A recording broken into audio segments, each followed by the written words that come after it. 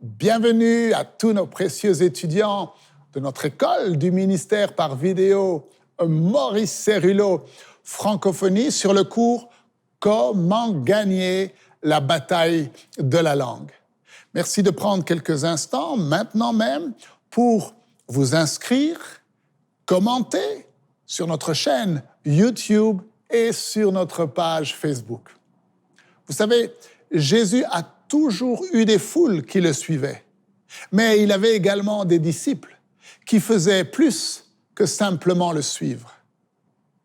Les disciples étaient formés par le Maître et Dieu a placé une fin particulière dans votre cœur pour sa parole, tel un disciple. Et votre fidélité est si précieuse à ses yeux. Alors, nous avons vu précédemment que lorsque vous disciplinez votre langue, lorsque vous la placez sous le plein contrôle du Saint-Esprit et que vous marchez dans l'unité avec le Fils et dans l'unité avec le Père, alors vous devenez l'image de Dieu sur terre et il vous donne sa parole vivante, l'épée de l'Esprit, la parole créatrice, qui a la capacité d'aller au-delà du naturel et de produire le miraculeux dans votre génération. Alors, dans l'enseignement d'aujourd'hui, nous allons parler de la croisée des chemins entre la vie et la mort. Ouvrez grand votre esprit et on se retrouve juste après.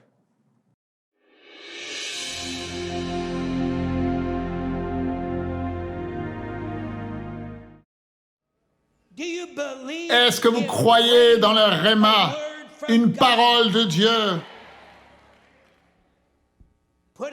Mettez ceci dans votre esprit. Une puissante force spirituelle est sur le point d'être libérée. Où ça? À l'intérieur. À l'intérieur du corps de Christ, qui va donner naissance à la plus grande manifestation de la puissance de Dieu que le monde n'ait jamais vue. Cela vient, bien-aimés. Si nous pouvons nous élever dans cette nouvelle position où nous sommes redevables, cela va se manifester à travers vous. Si vous vous élevez dans une nouvelle position où vous êtes responsable, cela va se manifester à travers vous. Si vous vous levez dans une nouvelle position de discipline.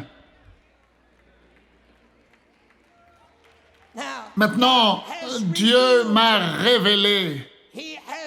Il m'a révélé l'un des facteurs qui est le plus grand obstacle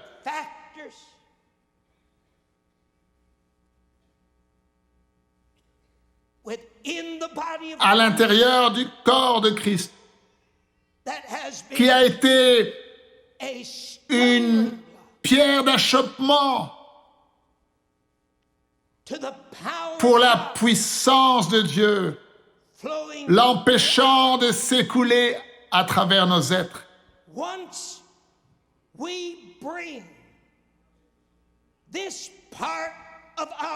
Et lorsque nous allons soumettre cette partie de notre corps, bien-aimé, cette langue, lorsque nous la soumettons et la plaçons sous le contrôle du Saint-Esprit, mettez ceci profondément dans votre être, alors vous serez capable, à travers la victoire que vous avez obtenue sur votre langue, vous serez capable d'avoir une victoire complète sur toutes les parties de votre corps.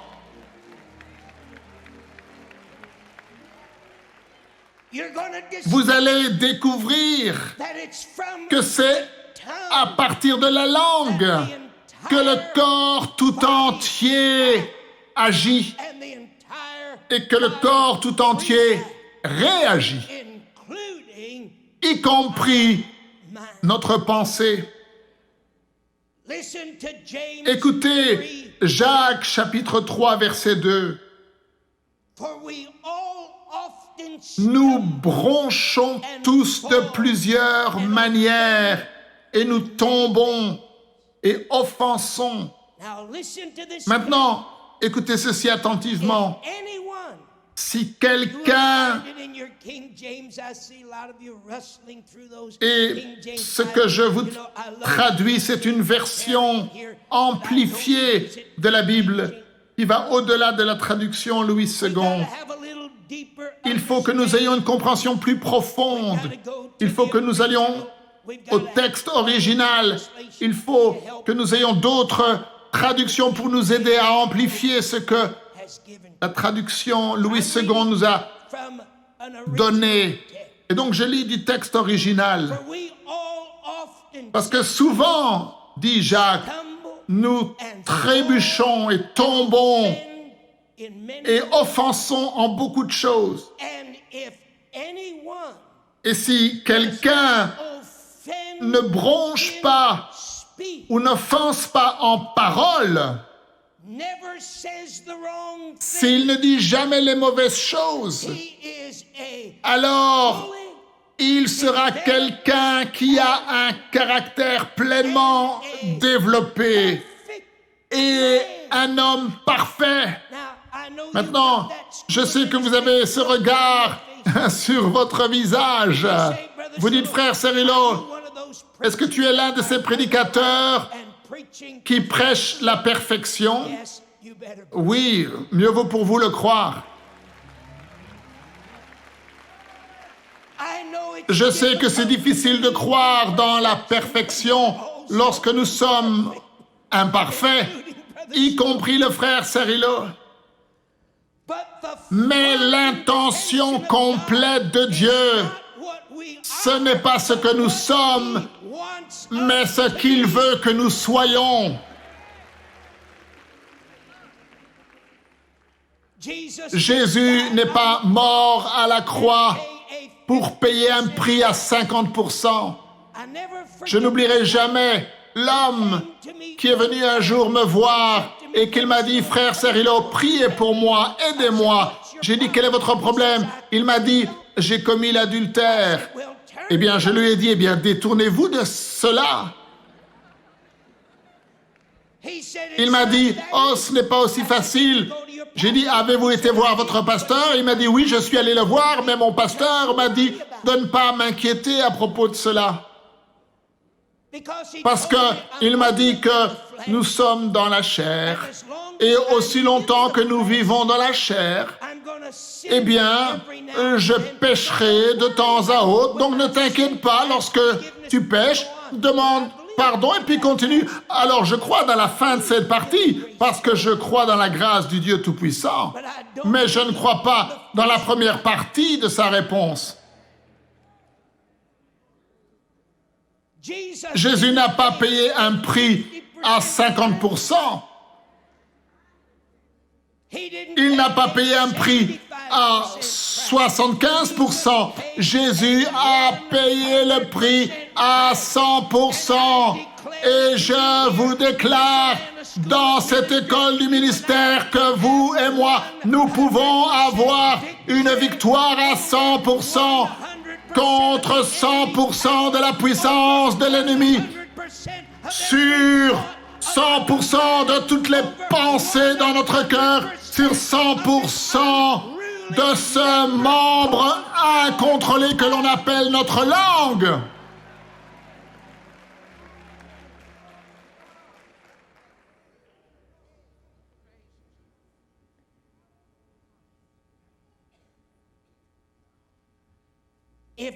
Si quelqu'un ne bronche pas ou n'offense pas par ses paroles.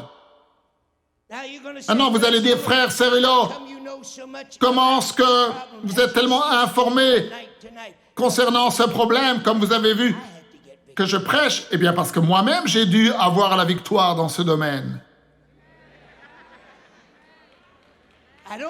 Oh, peu importe. Confesser sa vie ouvertement, c'est bon pour l'âme.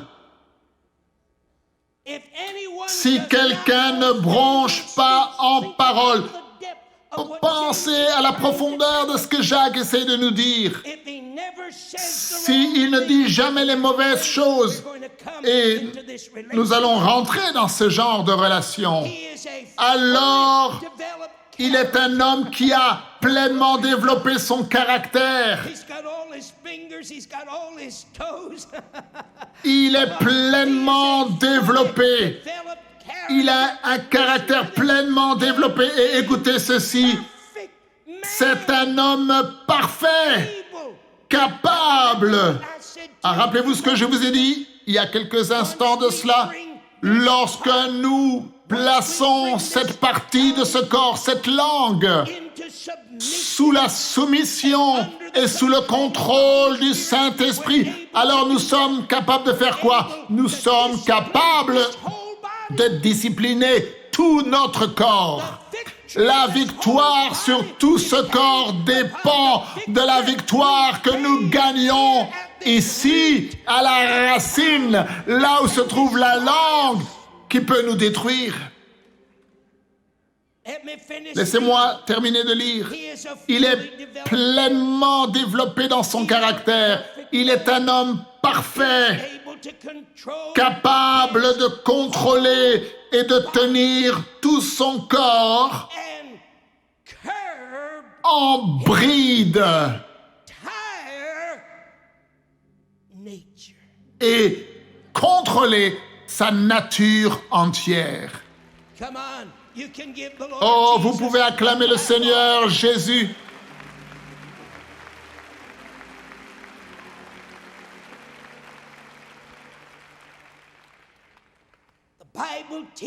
La Bible nous enseigne que la langue est l'un des membres les plus petits de notre corps. Toutefois, cette langue a la capacité, à moins que vous et moi, nous ayons une percée spirituelle dans une nouvelle dimension. Et vous allez comprendre ce que nous signifions alors que nous continuons cet enseignement. Cette langue a la capacité de déterminer le cours entier de notre vie. Proverbe 18, 21 déclare. Alors rappelez-vous ce que Jacques nous a dit. Celui qui est capable de discipliner, celui qui est capable de contrôler sa langue est une personne parfaite, pleinement mature et a le contrôle total de tout son corps. Proverbe 18, 21. Je veux que vous laissiez le frère Cerrillo vous donner cela et ensuite nous allons le déclarer ensemble. La mort et la vie sont au pouvoir de la langue. Alors disons-le ensemble. La mort et la vie sont au pouvoir de la langue. Et c'est ce que nous lisons dans la version Louis II. Et c'est vrai, mais laissez-moi vous le lire d'une autre version qui nous conduit un petit peu plus profondément afin d'avoir une compréhension élargie. La mort et la vie sont au pouvoir de la langue. Et quiconque l'aime en mangera les fruits, que ce soit des fruits de vie ou des fruits de mort. Grande différence. Levez votre main droite vers le Père et dites avec le frère Cerrillo, la mort et la vie sont au pouvoir de la langue. Maintenant, bien-aimés, nous sommes arrivés à un endroit en Dieu, une nouvelle position. Et cela s'appelle être redevable. Cela s'appelle être responsable. Cela s'appelle être discipliné. Et nous sommes à un carrefour. Nous avons reçu tellement de révélations. Nous avons été tellement bénis. Nous avons eu la vérité de Dieu qui nous a été présentée jusqu'à ressentir la gloire. Nous sommes prêts à escalader des montagnes. Et j'aime tellement l'action du Saint-Esprit et la manifestation du Saint-Esprit parce que l'Esprit de Dieu a un caractère si merveilleux. Il se manifeste lui-même de façon différente, merveilleuse. Mais l'heure est venue, bien-aimés, où nous ne pouvons plus nous arrêter au point des bénédictions. Il faut que nous continuions et que nous allions de ce point de bénédiction et que nous rentrions dans une expérience de puissance. Il faut que nous entrions dans la puissance. Il faut que nous allions au-delà du point des bénédictions. Il faut que nous entrions dans le point de la puissance. Maintenant, vous ne pouvez pas rentrer dans le point de puissance sans être redevable. Vous ne pouvez pas entrer au niveau de la puissance sans la responsabilité. Vous ne pouvez pas entrer dans le point de puissance avec un corps indiscipliné ou une langue indisciplinée ou un esprit indiscipliné. Nous sommes à un carrefour. Et je prophétise et vous dis dans le nom de Jésus que les paroles que nous déclarons vont déclarer si nous vivons dans la victoire ou la défaite.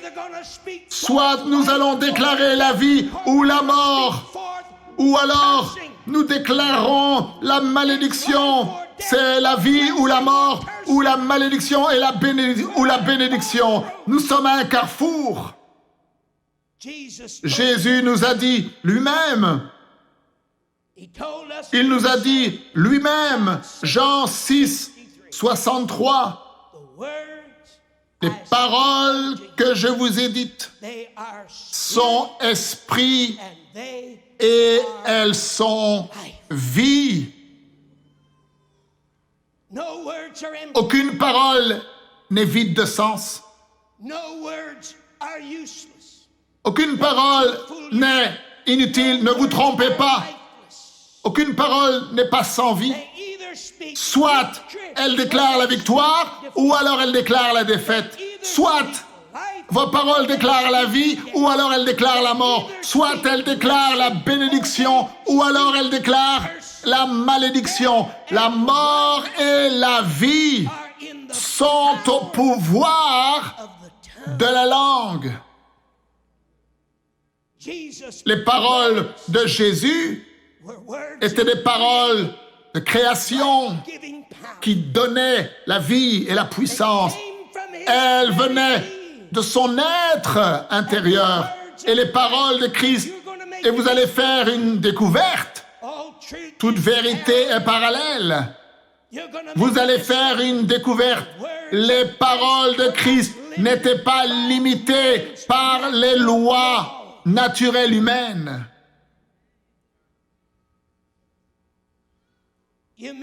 Vous êtes passé à côté d'un bon endroit pour dire Amen. Peut-être vous ne pensez pas à ces choses-là. Elles possèdent la vie en elles-mêmes. Elles sont infaillibles, inchangeables. Elles sont éternelles, elles sont imprenables, elles contiennent la vie en elles-mêmes. Mettez ceci profondément dans votre esprit.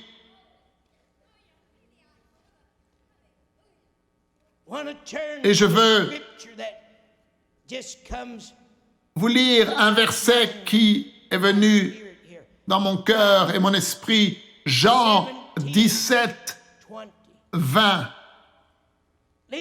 Écoutez ce que Jésus dit avant qu'il ne retourne auprès de son Père. Ce n'est pas pour eux seulement que je prie, mais encore pour ceux qui croiront en moi par leur parole, afin que tous soient un, comme toi, Père, tu es en moi.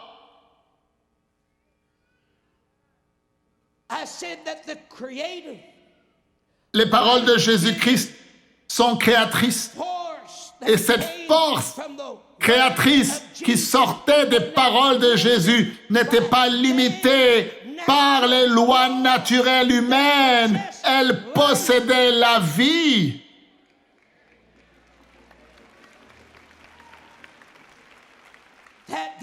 Mais pour qu'il soit un Père, comme tu es en moi et comme je suis en toi, afin que aussi soit un en nous, pour que le monde croie que tu m'as envoyé. La vie des paroles qui sortaient de la bouche de Jésus sortait de la vie même du Père qui vivait à l'intérieur du Fils. Jésus et le Père étaient un. Lorsqu'il parlait, il déclarait des paroles qui donnaient la vie, les paroles même du Père. Et si toute vérité est parallèle, et si Christ vit véritablement en nous, et s'il est formé en nous, alors nous possédons le potentiel. Si nous avons cette percée spirituelle de parler les paroles de vie qui ne viennent pas de l'homme naturel, mais qui viennent de cette force pleine de vie qui s'appelle le Fils du Dieu vivant, qui est vivant en nous. Dieu veut que vous discipliniez et que vous contrôliez votre langue. Et ainsi, vous serez parfait. Vous serez une personne pleinement mature, capable de contrôler tout votre corps. La mort et la vie sont au pouvoir de votre langue. Les paroles de vie qui sortaient de la bouche de Jésus venaient directement du Père. Et de la même façon, les paroles qui sortent de votre bouche doivent venir de Jésus qui vit en vous. Ce sont des paroles de vie. Ce sont des paroles qui produisent la puissance de Dieu. Je vous dis à demain. Ne manquez surtout pas la suite de ces enseignements. Merci de partager et de parler autour de vous des vidéos disponibles sur Maurice Céruleau Francophonie. Que Dieu vous bénisse. Et n'oubliez pas, la francophonie appartient à Jésus. À très bientôt pour un prochain enseignement avec le Dr Céruleau. La francophonie appartient à Jésus. Pour toute information, rendez-vous sur www.mcwe.fr.